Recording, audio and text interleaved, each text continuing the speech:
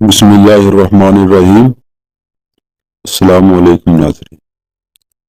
مسند احمد میں حضرت براء بن عازب رضی اللہ تعالیٰ عنہ فرماتے ہیں، ایک انصاری کے جنازے میں ہم حضور صلی اللہ علیہ وسلم کے ساتھ تھے۔ جب قبرستان پہنچے تو قبر تیار ہونے میں کچھ دیر سب بیٹھ گئے۔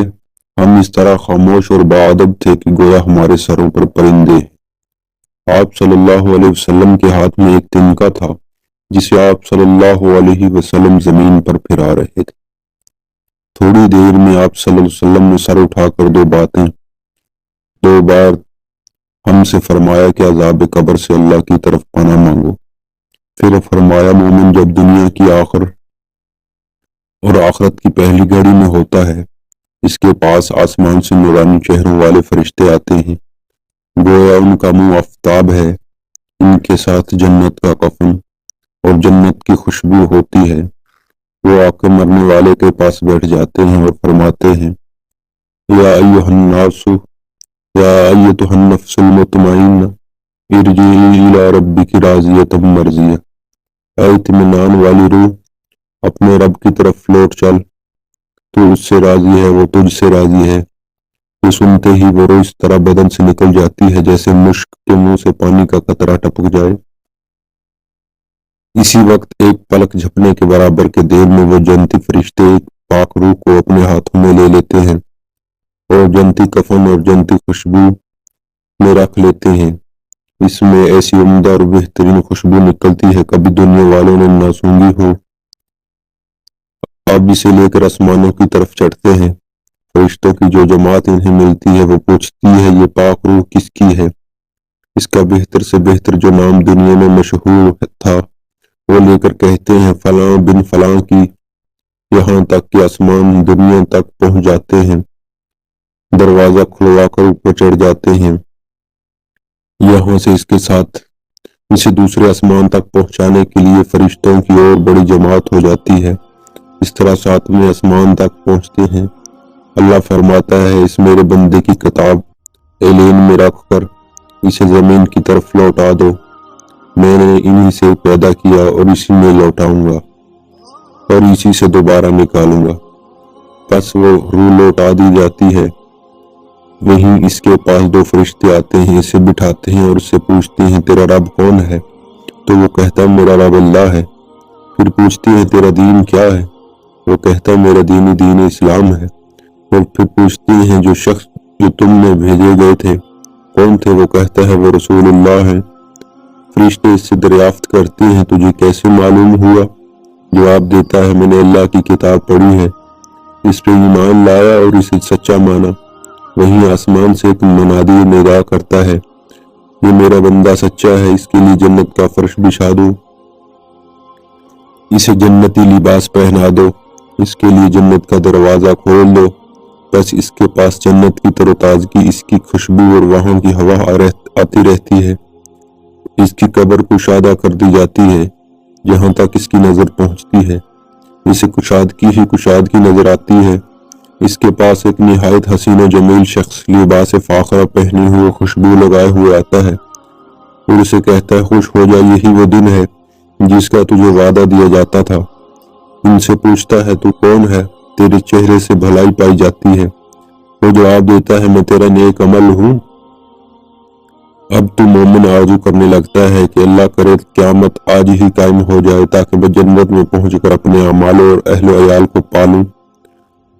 اور کافر کی جب دنیا کی آخری گھڑی آتی ہے تو اس کے پاس سیاہ چہرے والے فرشتے آسمان سے آتے ہیں، ان کے ساتھ ٹاٹ ہوتا ہے، اس کی نگاہ تک اسے یہی نظر آتے ہیں۔ پھر ملک الموت آ کر اس کے سرہانے بیٹھ جاتے ہیں اور فرماتے ہیں، خبیث روح، اللہ کی ناراضگی اور اس کے غضب کی طرف چل۔ قرآن پاک میں اس کا ذکر کیا گیا ہے۔ اگر تو دیکھے جس وقت فرشتے کافروں کی جان قبض کرتے ہیں، ان کے منہوں اور پیٹھوں پہ مارتے ہیں اور وہ کہتے ہیں، جلنے کا عذاب چکھو۔ یہ سن کر وہ روح بدن میں چھپنے لگتی ہے جسے ملک الموت جبرن گھسیٹ کر نکالتے ہیں۔ اسی وقت وہ فرشتے ان کے ہاتھ سے ایک آنکھ چھپکنے میں لیتے ہیں، اسے جہنمی ٹاٹ میں لپیٹ لیتے ہیں اور اس سے نہایت ہی سڑی ہوئی بدبو نکلتی ہے۔ اس لیے اسے لے کر چڑھنے لگتے ہیں تو فرشتوں کا جو گروہ ملتا ہے اسے پوچھتا ہے یہ ناپاک روح کس کی ہے؟ یہ اس کی روح جس کا بدترین نام دنیا میں تھا۔ انہیں بتانے والا پھر آسمان کا دروازہ اس لیے کھلوانا چاہتا ہے مگر کھولا نہیں جاتا۔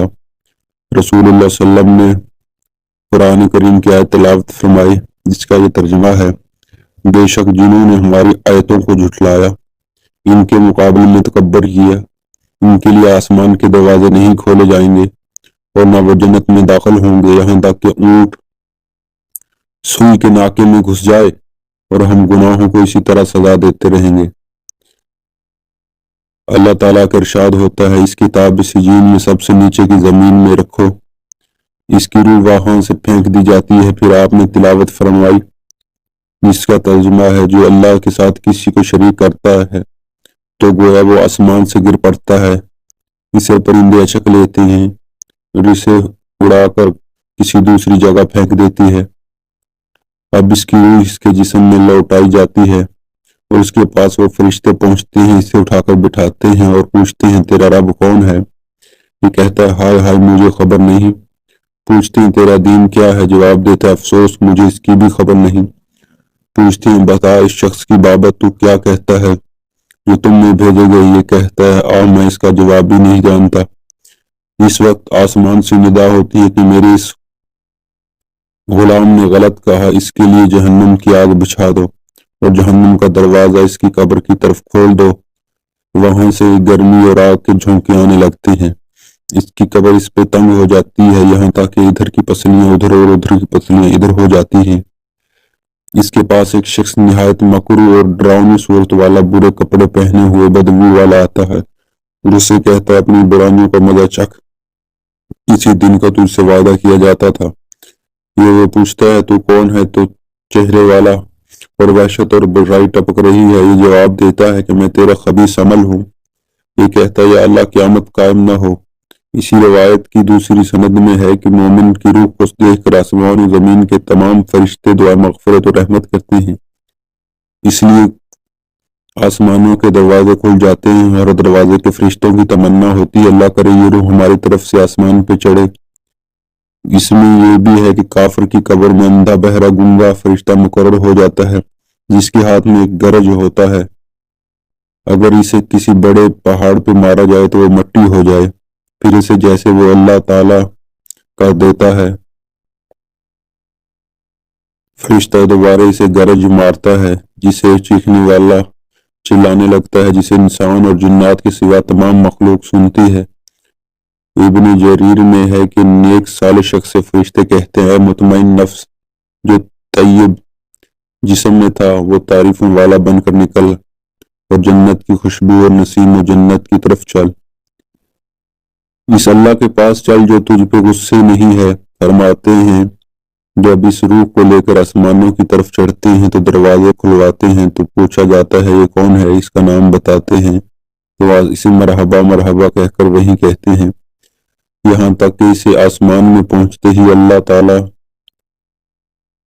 جہاں اللہ ہے اس میں بھی ایک بڑے شخص سے وہ کہتے ہیں اے خبیث نفس جو خبیث جسم میں تھا تو باہر نکل اور تیز کھولتے ہوئے پانی اور لہو پیپ اور اسی قسم کے مختلف عذابوں کی طرف چل۔